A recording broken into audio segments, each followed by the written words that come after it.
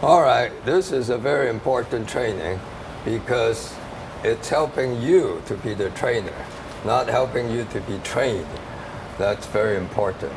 Now, the first thing that is on the screen is that the Lord wants us to bear remaining fruit. And that's very important because we baptize so many people, we need to keep them. That's an important thing. And the way to keep them is not in the meeting hall, but in the home. That's why the training in the home is very, very important because the training in the home is the way to keep these fruits to become remaining. Now, I know that there are many places have home meetings, and these home meetings are mainly for shepherding, feeding, loving, and so forth. But in addition to that, you need to train them. Now, the thing is, a lot of people say, I can't train anybody. If there is training, it has to be in the meeting hall, it has to be by the co-workers. No, we're saying that it has to be by you. It has to be by you. So let's go through the PowerPoint first. Here is the list of all the trees that bear fruit and the number of years it takes for the fruit to ripen from the time that you plant the tree. And as you can see, all of them are more than 2 years. And apple tree is 2 to 5 years, apricot tree is 2 to 5 years, and so forth.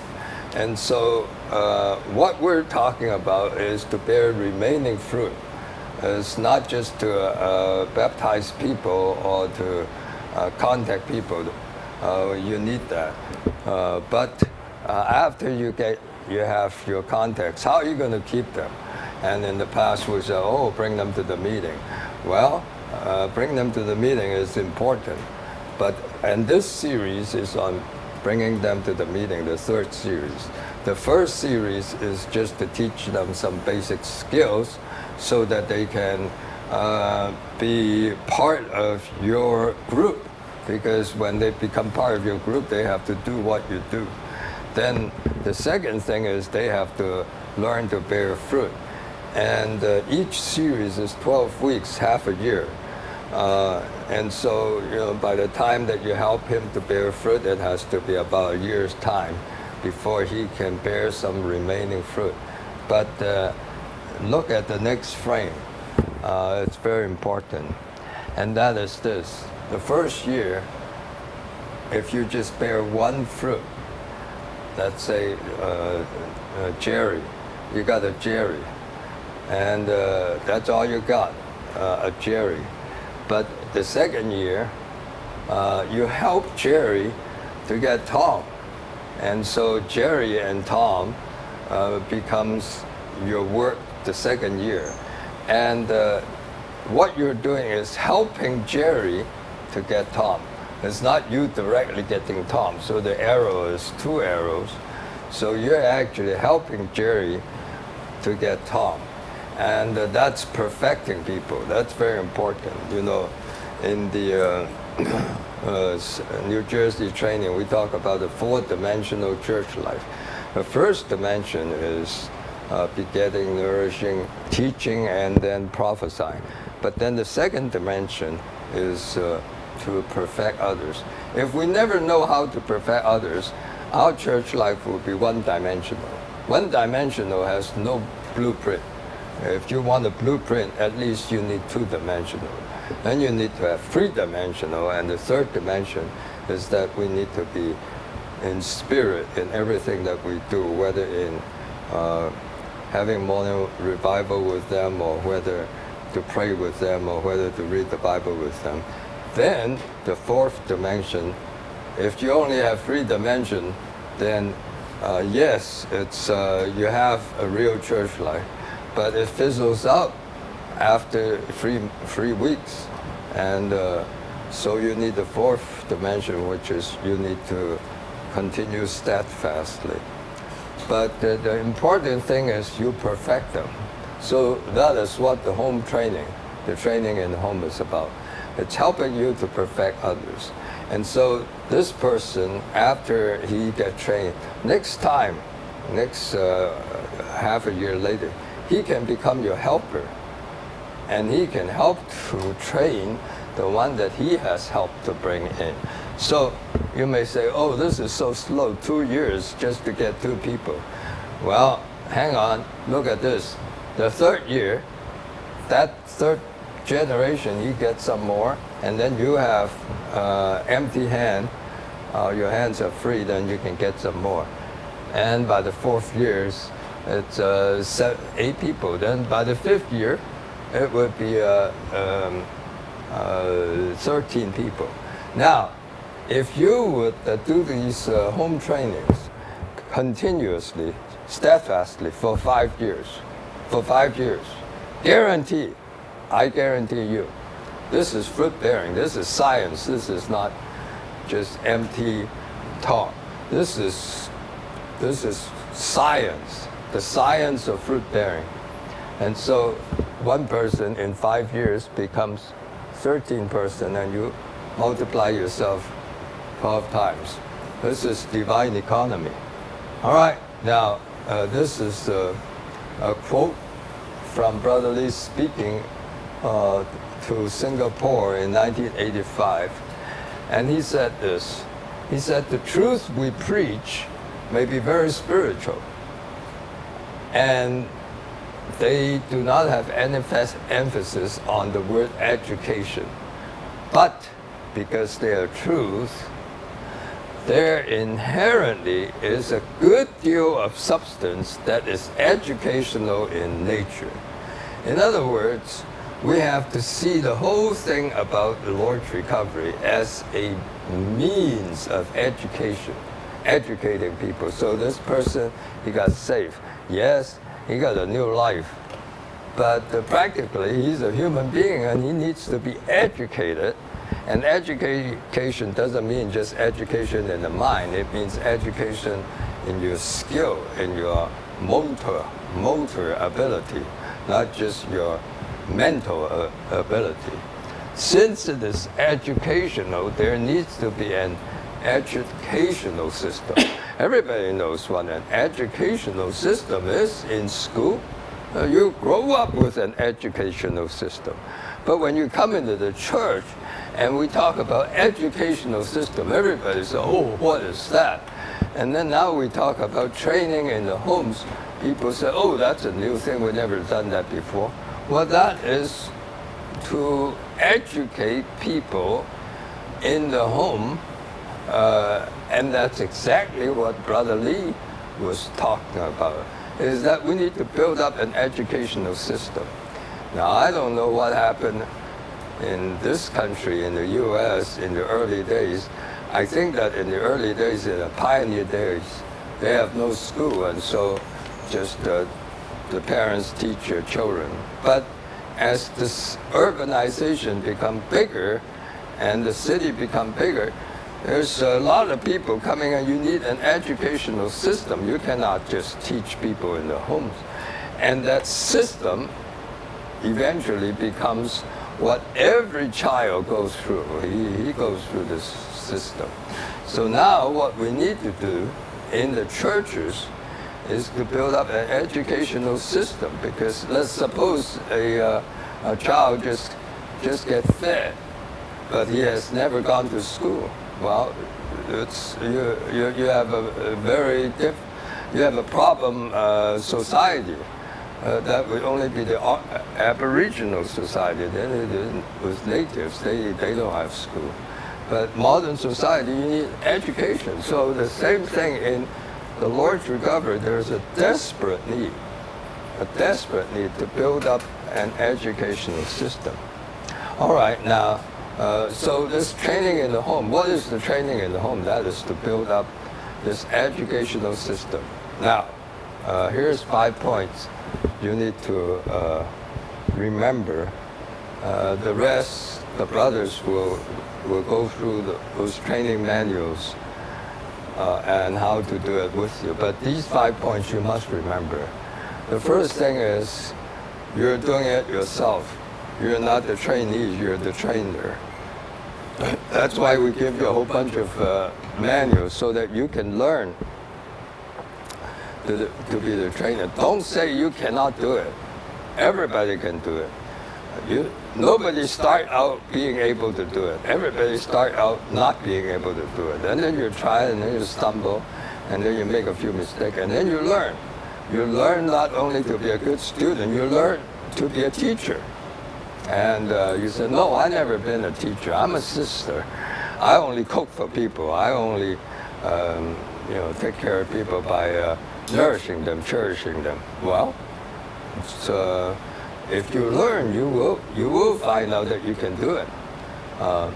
Number one, we're asking you to do it yourself, not asking the co-workers or the full-timers to do it for you. Even if you have a full-timer, don't depend on the full-timer, depend on yourself. The full-timer can be a helper, but don't depend on the full-timer.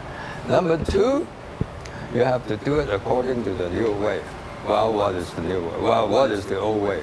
The old way is what we have been doing in the big meeting halls, giving conferences, giving messages, going through outlines, long outlines, and then everybody sit there and listen.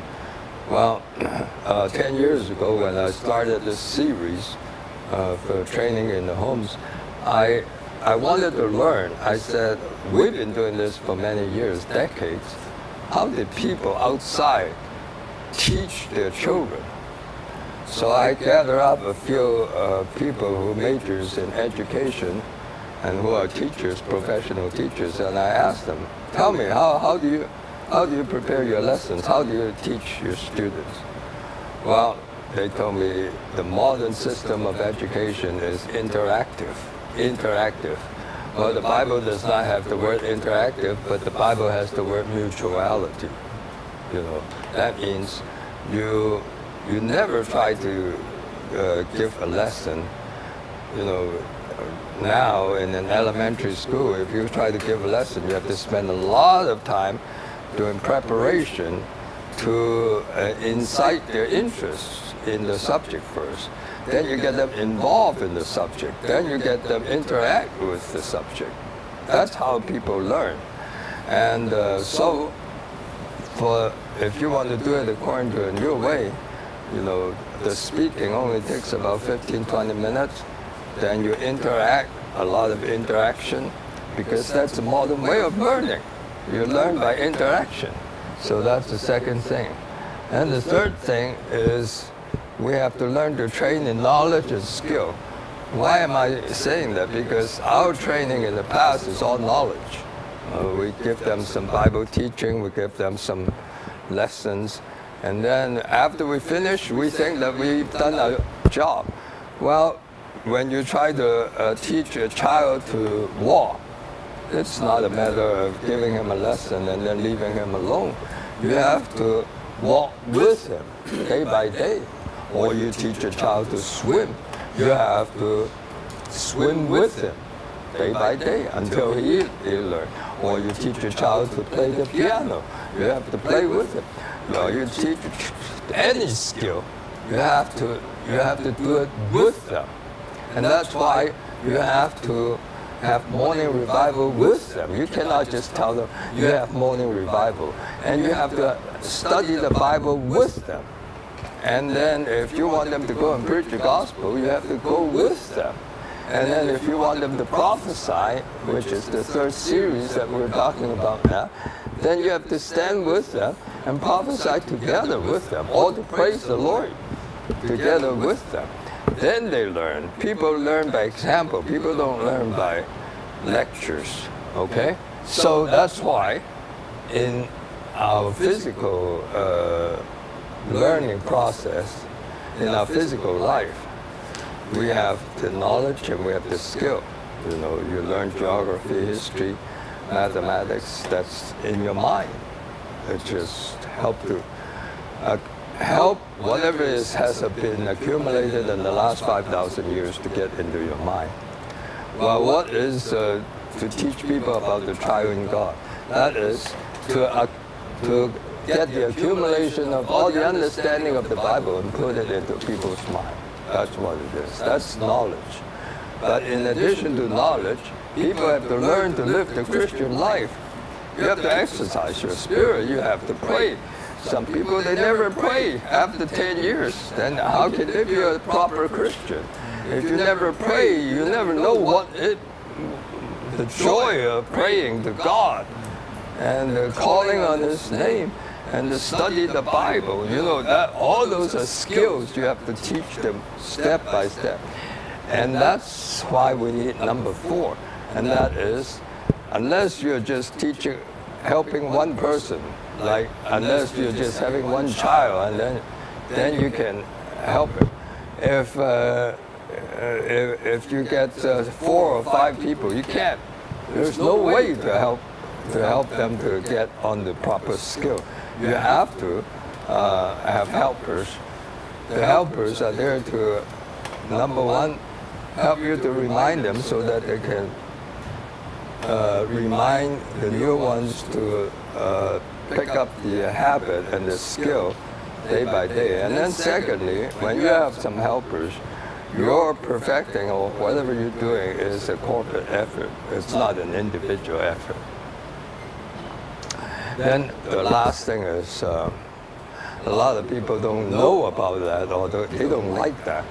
They don't like to get commitment from the new ones. They say, oh, new ones, I made friends with him, I baptized him, and I entice him enough to come to my home meeting, and that's all I could do. It's, if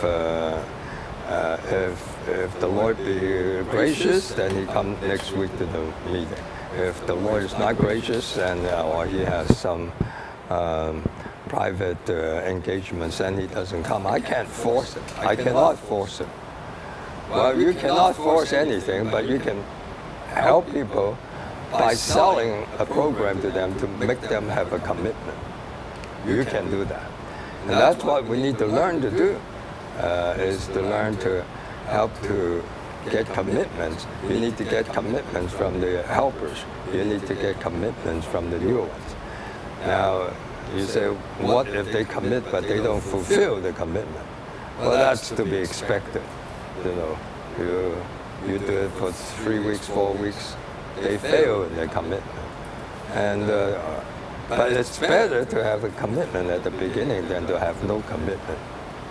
Because if you have no commitment, then suppose you have a school that has no commitment. You just come to school when you like it. It won't work. Okay. So those are 5 things you need to remember. I think the brothers will go through the manual with you and then teach you step by step what to do. I hope that the Lord will bless you. I think the Lord will bless you. You know, a lot of saints are frustrated and say, oh, I can't bear remaining further, I can't bear remaining further. Well, you look at what I just showed you. You can't bear remaining further because you wanted quick result. You just want something, you know, fix up and right away. Well, you need to invest. It's just like educating your children. You need to invest, and 5 years look like it's a long time, but if you would do that, then look at the result. Okay, now I give the time to the other brothers.